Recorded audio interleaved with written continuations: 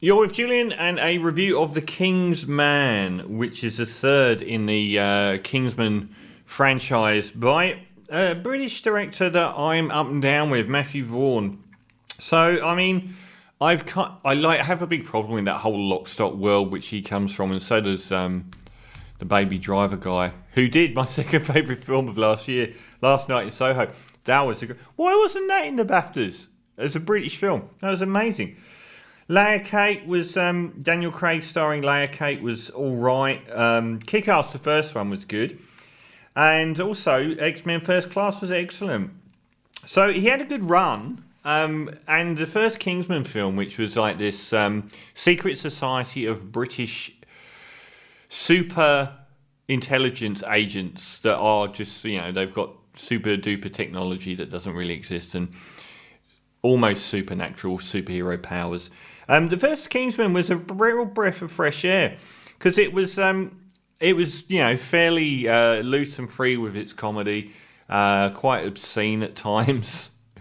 And I really enjoyed it, and it looked to be tipping its hat to becoming a really, really interesting franchise. And then the Kingsman Secret Golden Circle, the second one, came out, and that was an absolute travesty. It took everything that was special about the first film and trashed it. Like everything was on the nose. It basically it destroyed a lot of what the first film was. I think they got rid of virtually the entire British Secret Service and shoehorned a couple of big-name American actors in for no reason at all. I had no interest in seeing where that went to, but it was an abomination. It was so bad. One of the biggest drop-offs between the first film and the second film I have ever seen. And when The Kingsman came out, which was a precursor film set before all of this happened, which is vaguely in the modern era, and taking it all the way back to how this Kingsman group of secret operatives operating within the intelligence community in the UK came about and got trashed by the critics. I was 100% sure that he delivered another turkey, but I was actually really quite impressed with this film. This time around we get Ralph Fiennes is remarkably a still underappreciated actor. He's done so much that's good. I actually thought he was pretty bad in the Bond films, to be honest. Given that he was replacing Judi Dench, they made his character so anemic for no reason, because he can certainly handle more than they gave him in those films. This film has come under fire for its mixes of tonality, where it can show some really dark things next to things that are just stupid comedy. And it starts with concentration camps. So some of the first concentration camps were set up by the British fighting the Boers of Dutch descent in South Africa, and basically just putting the whole populations in there, and they all died from starvation and disease. And these were the precursors to the more famous concentration camps, but I do believe that the British kind of have first dibs on concentration camps. So that's where we start, and it's quite confronting. And Ralph Fiennes goes there with his very young son and his wife who's working for the Red Cross, and she's killed by one of the Boer snipers. And he develops the Kingsman. So he's a highfalutin guy in British society, and he develops this sort of underground network of spies who had designed to protect the British Empire from the impending World War One, which is just around the corner. And he makes a pledge. Excuse me.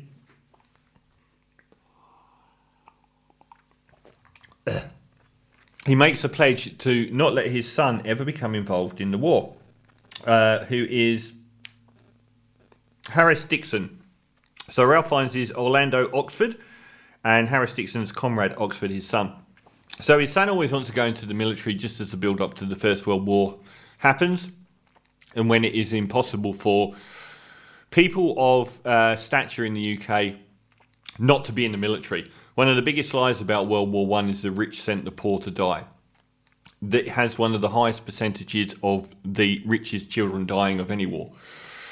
There's lots of weird things about World War One that you don't really hear about. And that was the last time that the posh people in the UK were mandated to go over the top and fight physically in a war. And they had one of the highest rates of officer class deaths of any war for British people. So anyway, this it's a relatively messy affair when it comes to the plot, but it throws so many interesting paradigms up. Like one of the first people he fights with, it shows some really interesting politics.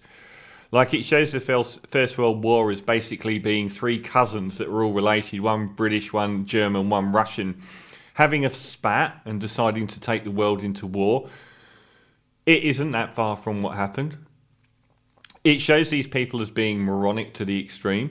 There's some really interesting politics in this film, and I think a lot of critics can't handle films like Don't Look Up, which throw some really serious stuff in amongst some really sort of madcap humour, and think that it gets lost. But I actually kind of like that about it. It had a really cavalier attitude towards history and towards imbuing very serious topics with humour. And a lot of the politics aren't that far from being actually decent. So I thought that was quite a good point for the film. And we sort of progress through World War One and the death of Kitchener as well, which is really actually quite well done. Visually, I thought this film was really on point. Looks like it spent a lot of money on it, and it didn't make much back, but I suspect that the terrible reviews are the reason for that.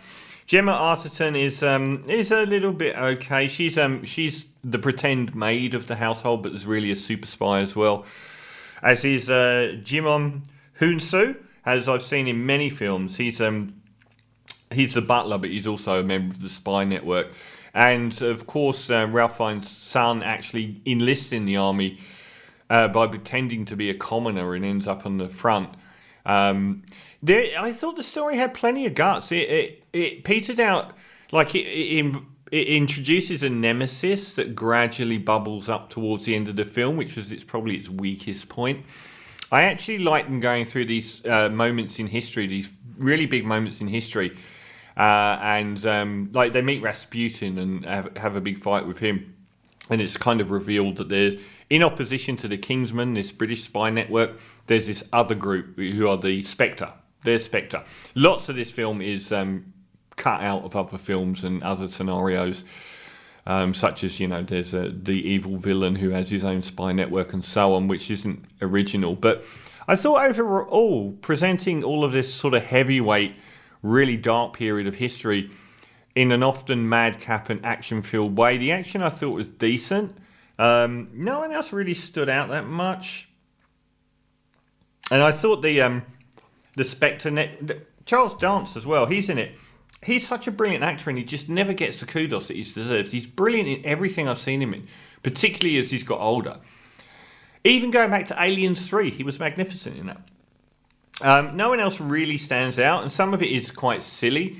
But it's fascinating to see this pop-up book version of history. And although the tone is all over the place, the serious stuff's done really quite well, considering how onerous Kingsman 2 was, and how absolutely gutter level that was. From humour to everything in it was really like gutter level on the nose.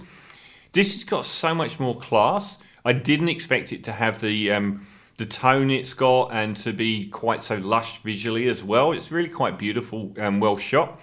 So even though it's a short review, I'm going to give the Kingsman a very solid 7.5 out of 10. It's well worth watching, and don't believe the hype about that one.